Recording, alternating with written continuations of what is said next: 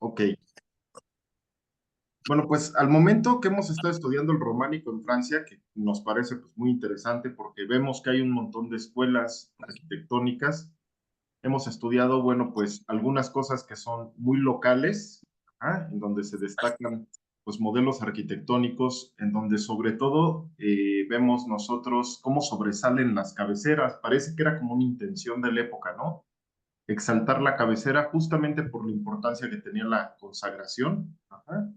Este sacramento en donde lo más importante de la misa, bueno, pues evidentemente es el momento de la Eucaristía, y se trataba de revestir toda la zona pues con mucha importancia y mucho peso. Hemos visto cómo estas cabeceras, bueno, pues están acondicionadas con absidiolos, se les ponen estos deambulatorios en donde sabemos nosotros se colocaba el coro, muchas veces de clérigos o de monjes, para oficiar la misa y bueno, se trataba de exaltar muchísimo esta zona del templo, ¿no?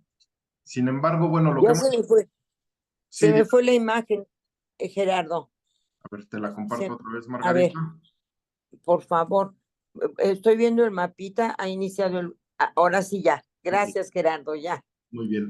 Y bueno, lo último que estudiamos es una de estas iglesias de peregrinación. De hecho, pues es el segundo templo románico más grande de toda Europa, que fue San Fermín de Toulouse, solamente es superado por Santiago de Compostela, ¿no? Que fue uno de los platos fuertes que hemos tomado en este curso del románico. Y bueno, vemos que tiene un montón de características con Santiago de Compostela, lo estudiamos en su planta. Vean ustedes, es importante que ahorita hagamos énfasis en la planta que es de cruz latina.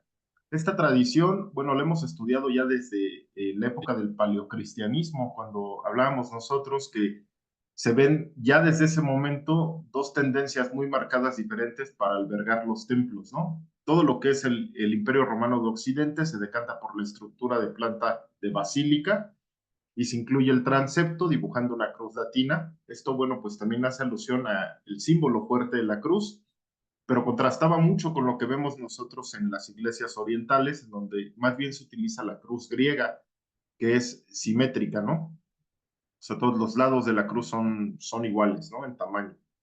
Y bueno, San Fermín de Toulouse, desde la vista aérea podemos apreciar nosotros esta misma planta de cruz latina. Estudiamos, bueno, pues las semejanzas que tiene con Santiago de Compostela y con otros templos de Francia, ¿no? Es un templo en donde nosotros podemos apreciar la grandeza de la cabecera casi de forma inmediata. Y habíamos comentado también que a diferencia de lo que habíamos estudiado nosotros en España, en Francia parece ser que las fachadas de acceso donde se encuentran los pórticos son muy simples, apenas decoradas, se utilizan sí arquivoltas, puertas dobles, muchos ventanales, pero carecen de escultura en su mayoría, ¿no? Salvo algunos ejemplos que hemos visto, bueno, vemos que se llegan a decorar los capiteles, que parece ser una tendencia muy fuerte en todo el románico. La escultura empieza a hacer presencia justamente en las columnas y se dan la libertad los artistas de decorar con un montón de temas, ¿no? Los capiteles más bellos pues son justamente los historiados, que no tienen elementos solamente vegetales, sino que tratan de imprimir algo de la iconografía cristiana. Y bueno, hemos estudiado ya muchísimos ejemplos, ¿no? Con temas del Antiguo Testamento, del Nuevo Testamento y demás, ¿no? Y bueno, estudiamos San Cernín la última sesión, hablamos un poquito del interior. Vean ustedes, bueno, este tipo de fachadas majestuosas. Habíamos comentado también que empieza a ver como este tema tendiente a la verticalidad, que después se va a convertir en la, la gran característica del periodo gótico. Sin embargo, para esta sesión, bueno, pues vamos a estudiar nosotros algo completamente atípico, que sucede también en Francia, también en la zona de Aquitania, pero que va a romper con todo lo que hemos estudiado, porque se sale de las escuelas occidentales. Entonces, para esta sesión, bueno, vamos a hablar ya de la última escuela arquitectónica que se encuentra en la región de Aquitania. Y bueno, nos vamos a enfocar principalmente en dos condados, el condado de Poitou, en donde la ciudad principal es Poitiers, y Perigord, que también es un condado. Aquí en el mapa nosotros los podemos ver. Es muy grande Poitou y abajito está Perigord. en donde vamos a encontrar templos que tienen una influencia bizantina. Esto es muy interesante porque hemos comentado nosotros que los artistas que viajaban en estas rutas de peregrinación, sobre todo a Santiago de Compostela, pues hacían un intercambio constante de ideas y también de estilos arquitectónicos. O sea, hay muchos templos que se van copiando, aparecen motivos que hemos visto, por ejemplo, en España, aparecen también en Francia, como el ajedrezado jaqués, ¿no? Es un ejemplo de ello, los capiteles historiados. Y de repente en esta región, en Perigord y Poitou, vamos a encontrarnos pues con esta cosa típica que les menciono, ¿no? Templos que no corresponden a esta influencia occidental, sino que voltean a ver a Oriente. También esto choca un poco porque nosotros hemos estudiado cómo a partir de la época de Carlomagno se busca romper con el Imperio Romano de Oriente. La muestra política de ello, bueno, pues es justamente la coronación de Carlomagno en el año 800, en donde la Iglesia lo reconoce como el emperador de Occidente, desconociendo ya la figura del emperador de Oriente, ¿no? También Roma buscando, bueno, pues tener más alianzas con los nuevos reinos que se están formando en Europa y demás, apuesta por esto, ¿no? Y lo que vimos es que nace como una fuerte tradición occidental. Hablábamos en ese momento, bueno, cómo se había estandarizado, por ejemplo, el mismo uso litúrgico de Roma y cómo se va extendiendo a toda la cristiandad. Hablamos de pues, los cantos, el canto llano que se utiliza para la liturgia en lengua latina.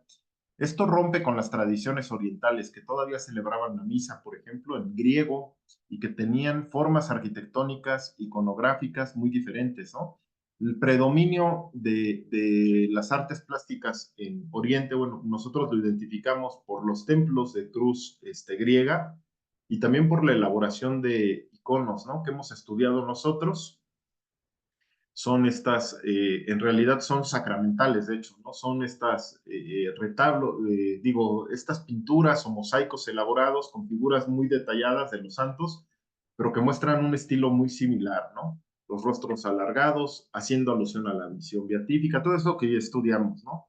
Entonces llama la atención como si se buscaba romper con Oriente, de repente, en una zona de Francia, en el periodo románico, cerca del siglo XI-XII, empiezan a elaborarse nuevamente edificaciones con estructura oriental. ¿A qué se debe esto? Bueno, pues nosotros debemos explicar que también en estos años, bueno, pues no solamente las rutas de peregrinación corrían a Santiago de Compostela o a Roma, sino que se abre una ruta de peregrinación muy importante después de la Primera Cruzada que visita la Tierra Santa, ¿no? O sea, el lugar que buscaban los cruzados recuperar era Jerusalén, particularmente, bueno, pues los templos antiguos de la cristiandad, como el templo del Santo Sepulcro, ¿no? En donde había resucitado Jesucristo. También buscaban capitular todas las reliquias de Oriente y llevarlas a Occidente para que fueran veneradas y, por supuesto, combatir al infiel, al Islam, ¿no? En ese momento, bueno, pues sabemos nosotros, había un grupo túrquico mongoloide muy fuerte que eran los selyúcidas, que son con los que se enfrentan los cristianos, ¿no? Entonces, estas cruzadas que comienzan a finales del siglo XI, la primera cruzada es del año 1095, van a llevar a que haya pues una movilización importante de gente hacia Oriente. Y muchos de estos cruzados visitan Constantinopla. De hecho, es la ruta de paso obligada, ¿no? Se llegan a Constantinopla y desde ahí cruzan el Bósforo y se introducen a tierras musulmanas. Pero ese contacto que tienen con Constantinopla va a ser muy significativo para Europa.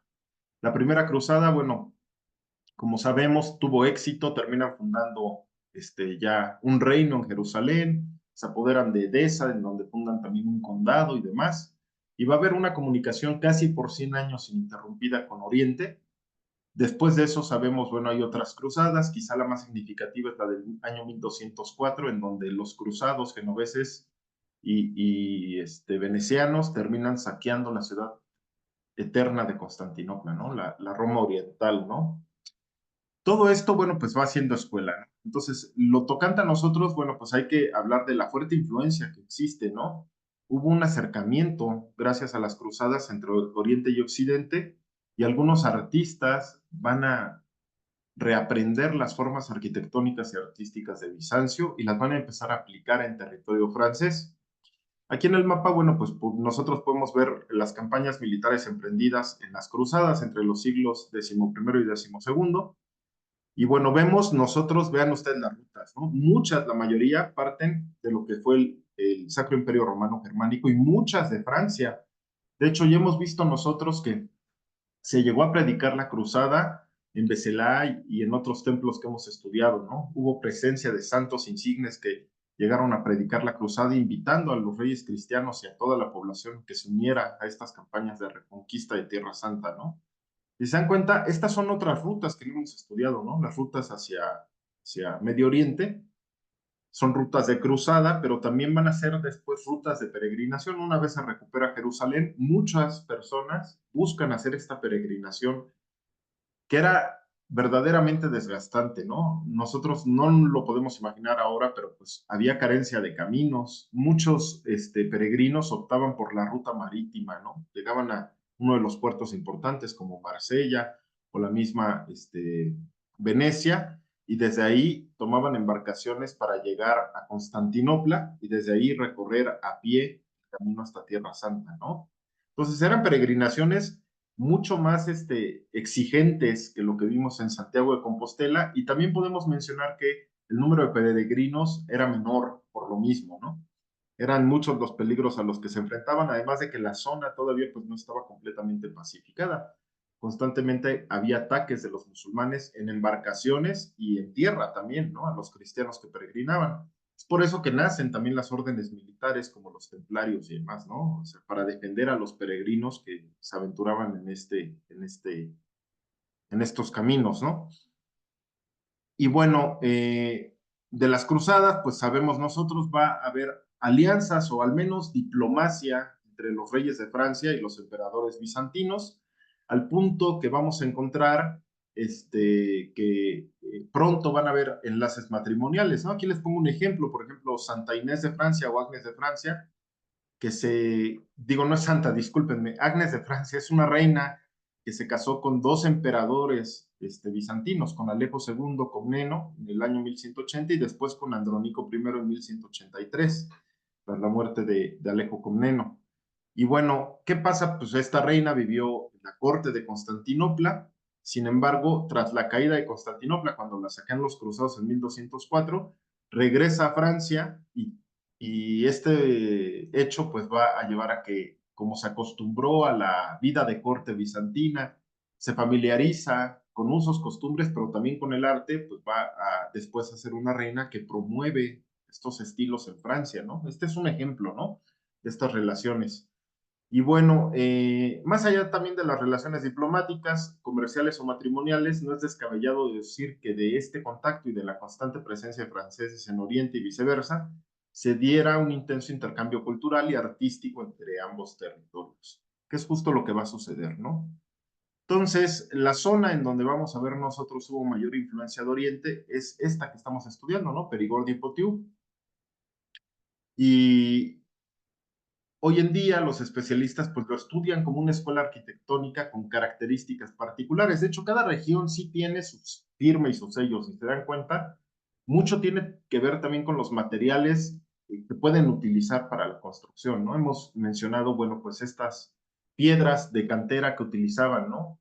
Coloridas algunas, ¿no? Hemos hablado de el uso de ladrillo, el uso de piedra blanca, el uso de piedra verde, ¿no? En las construcciones, que eran como la forma en la que se diferenciaban muchas veces los templos de una región a otra, pero también en las formas arquitectónicas. Si bien el románico era un estilo universal, parece que cada región trataba de imprimir algo de originalidad, ¿no? Y esto es lo que sucede en estas regiones, solamente que aquí, bueno, sí va a ser muy original porque les digo, voltean a ver hacia Oriente, ¿no? Entonces, muchas de las ciudades y regiones de las que vamos a hablar a continuación fueron importantes centros económicos, sociales, culturales y religiosos, donde el orientalismo arraigó con mayor intensidad. Aquí en la pantalla, bueno, ustedes pueden ver lo que les comentaba, ¿no? Son plantas de dos templos de tradición oriental. Uno de ellos es la Iglesia de los Santos Apóstoles de Constantinopla, ajá, que fue uno de los prototipos de las iglesias de planta en cruz griega, que mostraba 5 cúpulas. También ellos se decantaban mucho por el uso de bóvedas y cúpulas, Recuerden ustedes que es en Bizancio, bueno, en Constantinopla, donde nace justamente la pechina, que convierte una estructura cuadrada en su bóveda circular, ¿no? O sea, permite que una estructura cuadrada soporte una bóveda circular, que eso fue una novedad arquitectónica que influyó muchísimo y sigue influyendo en la arquitectura de siglos posteriores. Parece ser que en el románico buscaban abandonar eso, es lo que hemos visto, ¿no? O sea, dejan de utilizar las pechinas y se decantan nuevamente por los techos a dos aguas. Hemos visto las bóvedas, pues, de cañón de medio punto, pero la bóveda no la hemos visto en el románico. Sin embargo, aquí sí la vamos a estudiar. Y bueno, vean ustedes, esta escuela de cruz latina, pues va a tener influencia fuertísima. Por ejemplo, aquí les pongo la estructura de la Basílica de San Marcos en Venecia, que estudiaremos más adelante, que es del siglo XI, ¿no?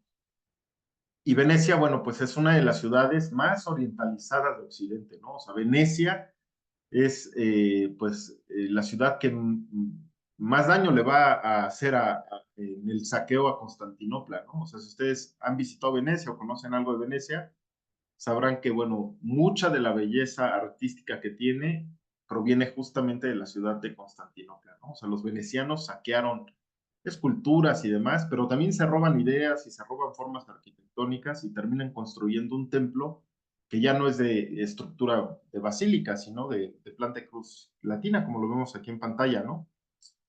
Y bueno, en Perigord y Poitou, por ejemplo, atravesadas por importantes ríos y rutas de peregrinación, hicieron estas zonas relativamente permeables a las ideas y comercio llegado desde la costa mediterránea, desde Oriente. Así, rasgos estructurales y decorativos que otorgaban a la arquitectura un aire oriental, tales como la solución escamada de la plementería o la abundante presencia de cúpulas, penetraron en el románico francés a través de estas mismas vías. Entonces, vamos a ver ejemplos. El que vamos a ver en esta sesión es una iglesia que pues, durante mucho tiempo fue muy importante porque fue la Catedral de Perigord. Es un templo que les digo, va a desafiar todo lo que hemos estudiado porque, bueno, es una cosa muy diferente, ¿no? Entonces, durante la primera mitad del siglo XII comienza a ser habitual la utilización de cúpulas para cubrir naves de gran anchura, especialmente en la región de Aquitania, cosa que ya es novedoso, ¿no? O sea, es raro encontrar bóvedas en otras regiones, ¿no? Y bueno, estas ciudades van a ser el gran foco y radiador de esta solución arquitectónica más allá de Perillux y su entorno. Sabemos también, y no lo mencionamos, que esto va a tener influencia incluso también en la península ibérica, ¿no? Hay templos que incorporan el uso de bóveda que se cree que son un poco posteriores a estas edificaciones y que tuvieron influencia no directamente de Oriente, sino de Francia, ¿no? O sea, sí se llega a comunicar, pero pues no podemos ver todos los ejemplos, ¿no? Sería muy desgastante. Vamos a ver los más destacados. Y dentro de los destacados, en esta sesión vamos a estudiar San Esteban de la Ciudad o San Etienne de la Cité, que es este que ven ustedes en pantalla. Y bueno, inmediatamente podemos ver que es un templo, pues que en su exterior presenta estos sillares de piedra, se ve muy sencillo, tiene modelos de ornato, decoración, que también son muy austeros, ¿no? Podríamos decir también discretos, ¿no? A diferencia de otros templos que hemos estudiado del románico. Inmediatamente, bueno, podemos ver nosotros que no hay una estructura sobresaliente, ¿no? Como estas torres que se ponían en los cruceros, ¿no? Y con todo, pues también podemos ver esas bellas bóvedas que coronan cada una de los cuerpos de la nave, ¿no? De, la, de las naves de cuerpo de cruz latina, ¿no? Ahora, San Esteban de la Ciudad fue muy importante porque fue la primera catedral de Perillux. Se construyó en los siglos XI y XII cerca del recinto fortificado de época tardorromana y fue construida presumiblemente sobre la base de una pequeña basílica prerrománica que no conocemos y que no sabemos en realidad cuándo se edificó, pero se presume que ya había un templo anterior ahí. Y bueno, posteriormente el templo se amplió en época románica, adoptando un estilo arquitectónico de hilera de cúpulas, típico de la escuela del Perigord, ¿no? Que va a ser la característica. Entonces aquí sí podemos ver ya en este dibujo, pues cuál fue la intención de los arquitectos. Y si se dan cuenta, podemos ver que es una sola nave. De hecho, no tiene cuerpo de cruz latina. templo fue mutilado, ahorita lo vamos a estudiar, y va a perder algunas de las bóvedas, así como la torre campanario, ¿no? Pero más o menos aquí podemos ir viendo la evolución del mismo. Entonces, en el siglo XI, bueno, pues sería lo que es la zona de cabecera, que tiene una bóveda. Podemos identificar que hay dos cuerpos, uno sostenido sobre arcos de medio punto y demás. Esto todavía es muy clásico. Podemos ver formas clásicas del románico, por ejemplo, en los ventanales, donde podemos apreciar las arquivoltas, el uso del arco de medio punto, y después vemos que este mismo patrón de cuerpo con bóveda se reproduce, ¿no? En un segundo cuerpo en el siglo XII, y finalmente en lo que sería el acceso, ajá, aparecen dos bóvedas más. Este acceso originalmente correspondía a un tipo de nártex y un porche que se había adosado al templo, era la zona de acceso, pero va a ser destruido en las guerras religiosas, ¿no? Los hugonotes llegan y destruyen este templo y lo terminan incendiando y se pierde mucho, ¿no? Entonces, lo que se va a perder son estos, ¿no? Los dos primeros tramos o los tramos del oeste cubiertos con cúpulas, así como el campanario porche, ¿no? Que era el que acompañaba esto, ¿no? Entonces, de este dibujo, las dos bóvedas del lado derecho son las que se van a destruir y actualmente es así como se conserva. El templo, bueno, pues ha sufrido mucho más después, ¿no? Sabemos que posteriormente, bueno, pues va a dejar de ser sede episcopal en 1669 y se muda la sede episcopal a Saint-Front, que se encuentra ahí mismo, ¿no? En la misma zona, en Perigord. Y a partir de ese momento, bueno, pues la iglesia de San Etienne se convierte en eso, en una simple iglesia, deja de ser catedral y pierde también relevancia e importancia, va a estar pues muy abandonada y apenas hasta el siglo XVIII, finales del XVIII, vamos a ver que se empiezan a hacer algunas obras de restablecerla en su culto, en su esplendor, y en el siglo XIX incluso se le va a dotar de un órgano barroco y demás, ¿no? Todo esto, bueno, pues son adecuaciones posteriores. Hoy en día hay que mencionar, y desde 1840 me parece, ha sido declarada también como un monumento histórico de mucha importancia en Francia, recordando esto, ¿no? Que es uno de los primeros templos de influencia oriental en Europa, y por lo mismo hoy en día, pues ya con el conocimiento se busca rescatarlo y exaltarlo, ¿no? Entonces, esta es una ilustración de cómo se ve el templo por dentro en este dibujo. Y aquí en esta foto podemos ver nosotros una imagen del exterior. Si se dan cuenta, hay como una combinación de estilos, ¿no? Hay unas cosas que son novedosas, por ejemplo, esta nueva torre campanario es posterior, también se va a construir después. Y si vemos las bóvedas que se han colocado, no son perfectamente circulares en el exterior. Esto se debe a que se decantaron los artistas por colocar algo también que no habíamos estudiado, que es una novedad, que es el uso de estas linternillas en la parte superior. Y vemos, bueno, pues que finalmente terminan haciendo más o menos una techumbre también con similitud a lo que hemos estudiado, ¿no? Estas piedras, y más o menos se alcanza a ver, pues, estos tejados, ajá, que nos recuerdan los techos a dos aguas, ¿no? Presentes en los templos de cruz latina, ¿no? Entonces, bueno, estas linternillas que ven, pues, están sostenidas por numerosas columnas que coronan las cúpulas. La cúpula oeste es la más grande del Perigord, tiene 15 metros de diámetro y es la más antigua del siglo XI. En cambio, la cúpula occidental fue restaurada en época posterior. De hecho, cuando veamos el interior se va a ver muy bien la diferencia, ¿no? Entre una bóveda restaurada y una antigua. Denme un segundito.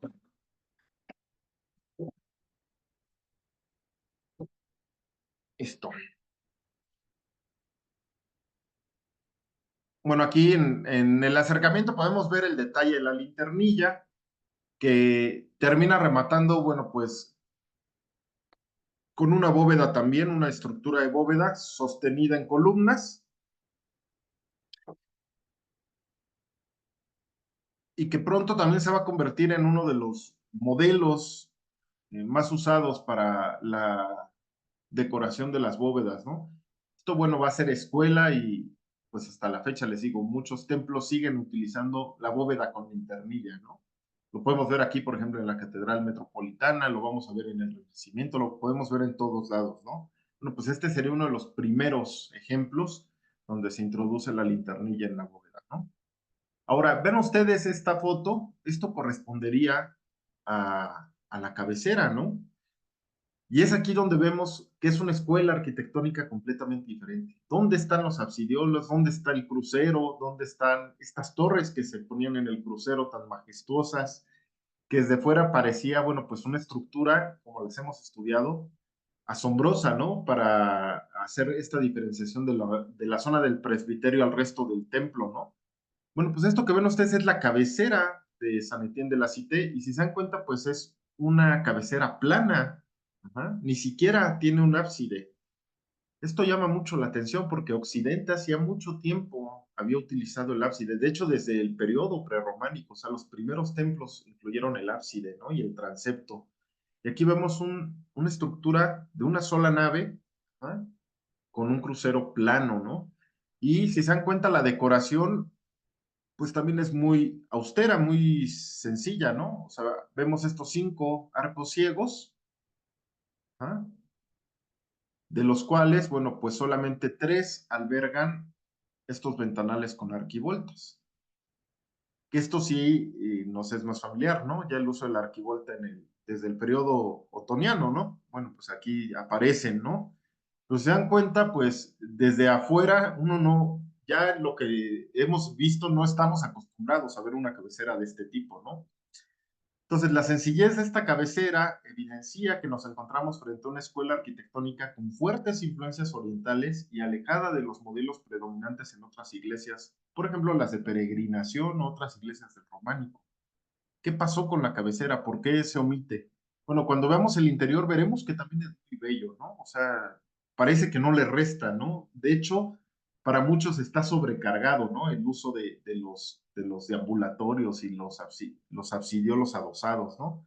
Entonces, se busca la belleza con otra escuela arquitectónica también, ¿no? Aquí una foto más.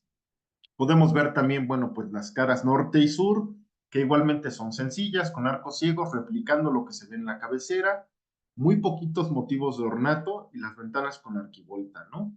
Ahora, si se dan cuenta, para soportar la estructura, sí se llega a adivinar en los lados norte y sur, pues un pequeño contrafuerte que sirve para el apoyo, justamente para soportar las bóvedas, que en este caso no tienen mucho peso, ¿no? Y bueno, en la fachada sur y tras la destrucción del campanario original en 1620, se construyó un nuevo sitio para albergar las campanas, que es este que ven aquí. Ajá. Solo que esta vez sin un remate de cúpula como se encontraba en el diseño original. O sea que se pone esta torre campanario que se alcanza a ver aquí en esta imagen. Apenas sobresale, o sea, tampoco es una torre que busca esta verticalidad o esta altura que vimos en templos anteriores, ¿no? Es una pequeña torre campanario casi al nivel del cuerpo de la nave, ¿no? Apenas sobresale un poco. Y es que en la estructura original era así, solamente que estaba culminada y decorada con una bóveda. En este caso se ha puesto, pues, este tipo de techo, ¿no?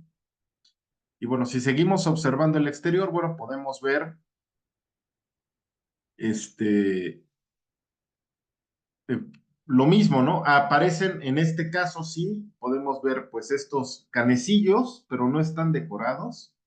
O sea, solamente para soportar el techo sobresalen los canecillos, pero sin ningún tipo de escultura, ¿no? Son canecillos simples. Entonces es también como un retorno, si se dan cuenta, a lo simple, a lo sencillo, con la influencia de Oriente, ¿no? O sea, esto es lo que reflejaba la arquitectura oriental y se empieza a construir esto en Francia. Y también tiene mucha belleza, a mi parecer, ¿no? Ahora, me parece mucho más equilibrado el uso de la luz. En los templos románicos hemos visto en España, por ejemplo, templos muy oscuros, en donde se buscaban pequeños vanos para generar un efecto muy particular en el interior. Después vimos en Francia templos con un montón de iluminación, ¿no? La nave central inmensa llena de ventanales, la cabecera llena de ventanales, templos muy luminosos, ¿no? Y en este caso me parece que el contraste es justamente un uso de luz exacto, ¿no? Muy, este, equilibrado, lo vamos a ver cuando veamos el interior, se ilumina perfectamente, generando también un efecto óptico particular, ¿no? Está como en un punto intermedio entre estos dos extremos de mucha luminosidad o poca luminosidad. Ahora, la fachada oeste es quizá la más interesante porque es la fachada mutilada. Actualmente, bueno, pues es la entrada del edificio y se puede ver a la derecha el inicio de un colgante que muestra cómo se construía una de estas bóvedas o cúpulas. La fachada es modesta y sin grandes detalles, muestra tres ventanales enmarcados con arcos de medio punto, sin arquivoltas, y una portada igualmente modesta con apenas un par de pilastras sosteniendo el remate de la puerta de acceso. Entonces, si nos acercamos, aquí podemos ver la parte de la derecha de la puerta oeste y vemos cómo se ha puesto este tipo de estructura para soportar una bóveda. No sé si lo alcanzan a apreciar. Aquí se ve muy bien, ¿no? Aquí estaban haciendo una de las bóvedas que son destruidas por los hugonotes en el siglo XVII. De hecho, bueno, pues esta sí sería la fachada original, pero les digo, había un tipo de nártex y un porche, ajá, que completaba el cuerpo del templo y hoy están perdidos. Sin embargo, sigue respetándose la puerta original, ¿no? Esta sería la fachada original de acceso al templo y alcanzamos a ver esto, ¿no? O sea que en la parte delantera tenía dos bóvedas pequeñas más que se perdieron ya irremediablemente.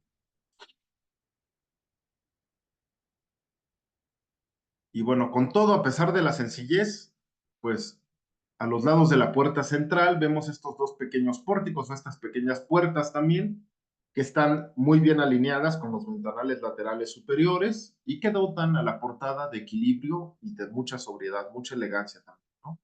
Entonces, ¿se dan cuenta? Con todo, bueno, pues es una escuela arquitectónica muy diferente a lo que hemos estudiado y tiene mucho equilibrio, ajá, y también mucha belleza. ¿No? El arco de ciego, bueno, pues siempre decora bellísimo, ¿no? Es uno de los tipos de ornato que más me gustan para las fachadas exteriores. No sé ustedes qué piensan, pero se ve muy bello siempre el arco ciego, ¿no? Ahora, al ingresar, el templo muestra un hermoso juego de luz, atípico en la mayoría de las edificaciones románicas del territorio francés. O sea, les digo, está en un punto intermedio, ¿no? La cabecera, carente de absidiolos y de ambulatorio, atestigua nuevamente la escuela arquitectónica de Perilleux, que es de influencia oriental. Ahorita les pongo más imágenes del interior para que vean qué bello se ve el juego de luces. Sin embargo, una de las cosas que me gustaría destacar, que llama mucho la atención, es esto que ven ustedes aquí, ¿no? Hay un reemplazo, ajá, de ábsides y absidiolos por este tipo de decoración de arcos ciegos enmarcados por pilares y arcos de medio punto. Entonces, la cabecera por dentro sí busca destacarse y la forma en la que se destaca es pues con estas tres ventanales enormes, además de los dos ventanales usados en cada uno de los lados, en el norte y sur, y todos estos arcos ciegos que vemos en el cuerpo inferior. Ajá. Si se dan cuenta, bueno, pues la zona del presbiterio es muy sencilla. Ajá. Bueno, actualmente está modificado el, lo que sería la mesa de sacrificio, el altar, ajá, ha sufrido adecuaciones, pero con todo, bueno, pues es una cosa atípica y muy simple y sencilla a lo que hemos estudiado con anterioridad. Uh-huh.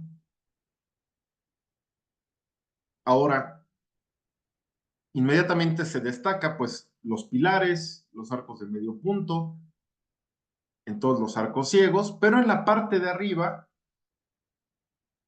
podemos ver un arco con terminación en ojival. Ahorita les platico de eso, ¿no?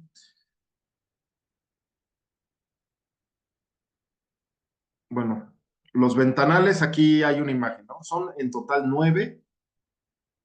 Uh-huh. 3 son lo que sería propiamente la fachada de la cabecera, 3 más en el lado norte y 3 más en el lado sur.